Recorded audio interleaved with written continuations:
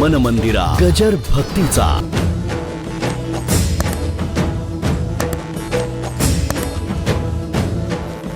जीवनामध्ये कुठेतरी आपली सोय माणूस बघतो.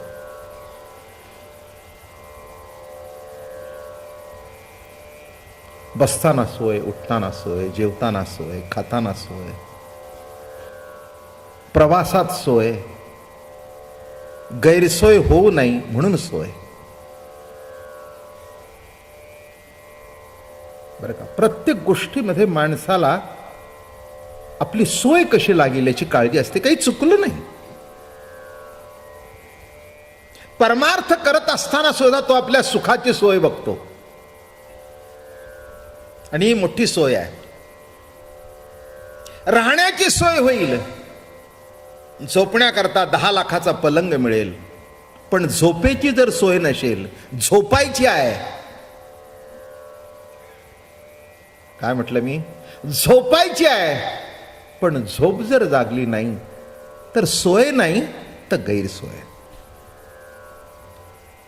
तसं परमार्थामध्ये 10 अवतार झाले. मत्स्य कूर्म वराह नरसिंह परशुराम राम आणि कृष्ण. पण कृष्ण अवतारामध्ये सर्वसामान्य माणसाला असं वाटलं की आता आपली सोय झाली. आणि हे महत्वाचं आहे बरं का.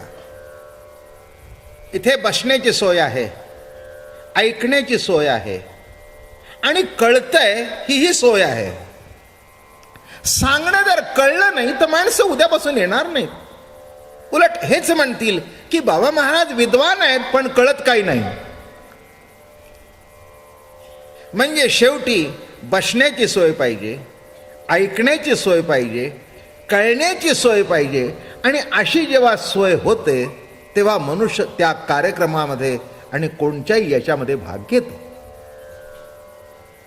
तसं मत्स्य उपासना निराळ्या पद्धतीने केली जाते. म्हणजे मत्स्यावतार हो, खाणारे असतील त्या निराळ्यापणे पद्धतीने उपासना करतातच ना त्याची. म्हणजे आत्ता कळलोय तुम्हाला. एक मनुष्य म्हणाला, महाराज आमच्या ताटात तो मत्स्य असल्याशिवाय आमचा दिवस जात नाही. पुण्यवान प्राणी आहेस बाबा. म्हणलं माझं काही चुकलं का? नाही का? अहो पहिला अवतार आहे. म्हटलं बरोबर आहे, पहिला अवतार आहे, तुझ्यात तो अवतीर्ण होतोय ही काही कमी नसे. मत्स्य आहे, कूर्म आहे, वराह आहे, नरसिंह आहे, परशुराम आहे, राम आहे, पण सोय कृष्ण अवतारात आहे. हीच कृष्ण अवताराची स्पेशालिटी आहे. हे वर्म आहे याच्यामध्ये. मत्स्यावतार आहे ठीक आहे, त्याच्याबद्दल काही दुमत असण्याचं काही कारण नाही आहे. पण मला सांगा, ते तुमच्या समोर जर तो मत्स्य आला तर कसं होईल? तो देवाच्या कानात बरा दिसतो, पण ते काही साजिर गोजिर रूप मनोहर नाही. कूर्म आला तर ते देवापुढे बरं दिसतं. असे दात वर आलेलं एखादं डुक्कर आलं तर ते कसं काय होतं? माणसाला ते देवाचे अवतार वाटतच नाहीत म्हणून मारतात. कळलं का तुम्हाला? आता देव सर्व ठिकाणी मग त्याच्यात आहे असं गृहीत धरायला काही हरकत नाही. एका माणसाने मध्ये विधान केलं होतं, म्हणजे कधी न खाणाऱ्या माणसाने. ते म्हणाले मी गाई का खाऊ लागलो, गाऊचं मांस? तर म्हणाले ती गाई मला कधी गोमाता वाटलीच नाही. बरोबर आहे. आता वाटलीच नाही तर त्याच्याबद्दल आपण काही चर्चा करू शकतो का? एखादी गोष्ट काय वाटावी आणि काय नाही याच्याबद्दल काही प्रश्न नाही. मत्स्य कूर्म वराह नरसिंह थोडंसं एक गोषवारा सांगतो नाही का? हो, नरसिंह रात्री स्वप्नात आला आणि तुम्हाला जर आडवं मांडीवर घेतलं तर कसं काय वाटेल?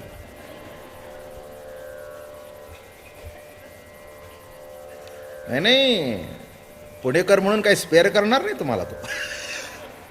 तुम्ही तर सांगितलं बाबा अरे आम्ही पुणेकर आहोत, तो म्हणेल मला माहित नाही, माझा अवतार पाहिजे ना. हो आडवा. अवघडच आहे एकंदर. काय नरसिंह अवतार खरा, पण साजिरे गोजिरे रूप मनोहर नाही. नाही नाही. वामन अवतार आता तो बुटका. पुष्कळशी मुलं नापास केली जातात किंवा पुष्कळशा मुली नापास केल्या जातात, त्या बुटक्या आहेत म्हणून. काय फारच बुटकी आहे बाबा. फारच बुटका आहे बा. म्हणजे बटू ठीक आहे, अवतार देवाचा आहे, त्याच्याबद्दल काही वाद करण्याचं कारण, राम अवतार, परशुराम अवतार एकांगी अवतार आहे. क्षत्रियांना संपवलं. म्हणजे आता देव म्हटल्यानंतर सर्व ठिकाणी देवत्व पाहावं, याचा अर्थ हे सगळे अंश अवतार आहेत. कुठेतरी कुठेतरी कुठेतरी काहीतरी कमी जास्ती आहे. राम अवतारी आहेच बरं का, पण राम हा शेवटी मर्यादा पुरुषोत्तम आहे. त्याला प्रत्येक गोष्टीत मर्यादा सांभाळावी लागली म्हणून मर्यादा पुरुषोत्तम. पण शेवटी अमर्याद पुरुषोत्तम हा कृष्ण आहे. बस इथे आपण आलो, जास्ती चिकित्सा करत नाही. अमर्याद म्हणजे सर्वांगाने एक परिपूर्ण दर्शन. दिसायला सुंदर, असायला सुंदर, बोलायला गोड, संसारिक, मोठा संसार, पुन्हा काही साधा सुधा संसार नाही. 16,108 बायकांचा संसार.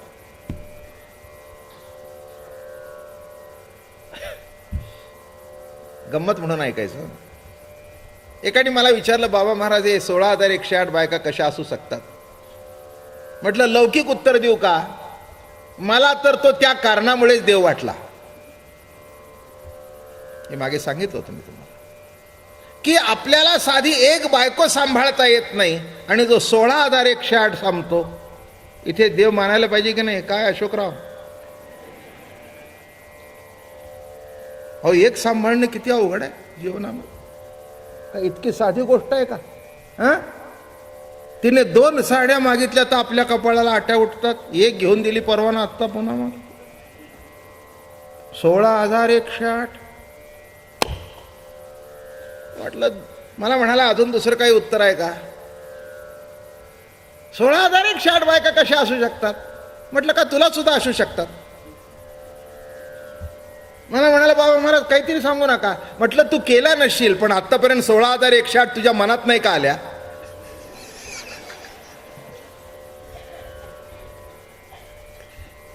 मला म्हणाला बाबा महाराज कधी वर्मावर बोट ठेवलं. सांग की, म्हटलं लहानपणापासूनची यादी काढ.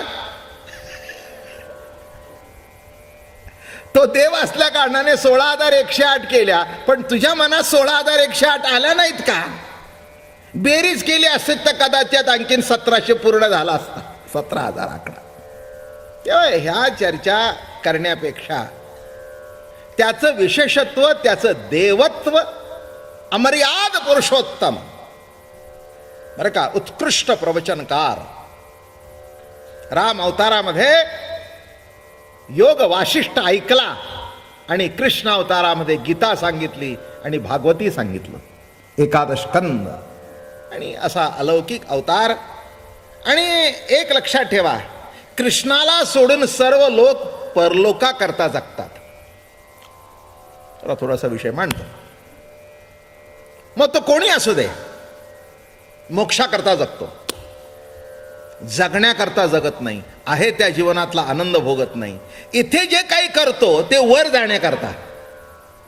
परमार्थ कशा करता? नाही का? परमार्थ कशा करता? जप तप ध्यान कशा करता? इथल्या लोका करता का परलोका करता? नाही म्हणाला मेल्यानंतर सद्गती मिळाली पाहिजे. आपली सुद्धा माणसं मेल्यानंतर प्रार्थना करतात, त्यांच्या मृत आत्म्याला शांती मिळो. गुरुजी मला नाही कळलं बरं का, प्रवचन झालं समजून सांगा. नाही म्हणजे मृत आत्मा हा शब्द मला अजून कळला नाही. आत्मा जर नित्य आहे, अखंड आहे, अविनाशी आहे, तर तो कोणत्याही परिस्थितीत अविनाशीच आहे ना. मृत आत्मा कसा? आणि आत्मा जर मृत झाला तर शांती मिळण्याचा प्रश्नच नाही. शांती आपोआपच आहे की, कारण का? मृत झाला. म्हणून काही काही शब्द आम्ही परंपरेने वापरतो, याच्यापेक्षा दुसरं काही त्याच्यामध्ये तथ्य असं मला तरी वाटत नाही. आता आणखीन कोणाला काय वाटत असेल तर वाटत असेल. त्यांच्या मृत आत्म्याला शांती मिळो. अरे काय मृत आत्म्याला शांती मिळो? एक लक्षात ठेवा, आत्मा शांतच असतो, अशांत असतो ते आम्ही. आमचा मीपणा, आमचा अहंकार आमच्या आड येतो आणि आमच्यामध्ये अशांतता निर्माण होते. आत्मा आहे तो कधी गडबड करतच नाही. बघा आत्मा आहे तिथेच आहे. आलं का लक्षात? आहे तिथेच आहे, त्याच्यात कधी गडबड नाही. गडबड आमच्या मानसिक अवस्थेत आहे, मनामध्ये गडबड आहे, बुद्धीमध्ये गडबड आहे, मनामध्ये चंचलत्व आहे, बुद्धीमध्ये ग्राह्य त्याज्य होय नाही असावं नसावं ही गडबड चालू आहे. बाकी आत्मसत्ता आहे तिथे आहे, तिच्यात काही गडबड करायचं काही कारण. म्हणून लक्षात ठेवा, माणसं जी खटपट करतायत, कृष्णाने काय केलं लक्षात आलं का तुम्हाला? इथलं जीवन परिपूर्णतेने भोगलं. हे बघा, माणसांना असं वाटतं इथलं जगणं दुःखदायक आहे. हे विचारसरणी आहे परमार्थातली, अध्यात्मातली. संसार दुःख मूळ चौकडे इंगळ आम्ही म्हणतो. संसार हा दुःखाचं मूळ आहे आणि या दुःखाच्या मुळातून बाहेर पडण्याकरता परलोक आम्हाला मुक्ती मिळावी, आम्हाला मोक्ष मिळावा, आम्हाला वैकुंठात जाता यावं. आता कोण वरून गेलेलं खाली आलेलं नाही. अमेरिकेला जाऊन आलेले आता लाखो माणसं आहेत. दर महिन्याला जाऊन येणारी आणखीन लाख भेटतील. पण वैकुंठाला जाऊन कोणी खाली आलेला मला तरी भेटलेला नाही, किंवा एखादा कैलासाला जाऊन आलेलाही भेटलेला नाही, किंवा एखादा स्वर्गवासी झालेला पुन्हा इथे आलेला भेटला नाही. लक्षात ठेवा, माणसाने गृहीत धरलं हे सगळं दुःखरूप आहे, याच्यातून बाहेर पडलं पाहिजे. एक लक्षात घ्या, सुख दुःखाच्या कल्पना इंडिव्हिज्युअल आहेत. तुम्हाला त्रास देऊन मला दुःख वाटतं, सुख होतं, तुम्हाला दुःख होतं. लहानपणी बघा ना, आपण वर्गामध्ये पुढच्या पोराला चिमटा काढायचा, तसे इथे कुणी नसतील. किंवा एखादी पोरगी मुलगी त्या पुढच्याला बसल्याला हळू चिमटा काढायचा. ते म्हणजे चिमटा काढणारा हसतंय आणि ज्याला चिमटा काढलं ते दुखतंय. एकच कृती एकाला सुख देते, एकाला दुःख देते. मन मंदिरा गजर भक्तीचा.